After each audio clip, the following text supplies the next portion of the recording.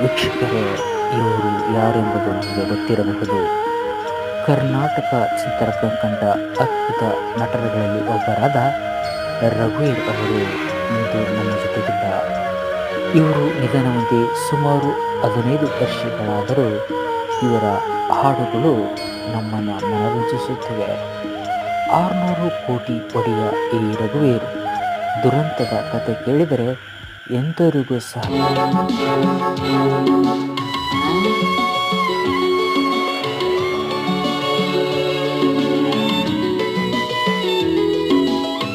ಇವರ ನಟನೆ ಮತ್ತು ಪಾತ್ರಗಳು ಅಂದಿನ ಚಿತ್ರಕ್ಕೆ ಜೀವ ತುಂಬಿದವು.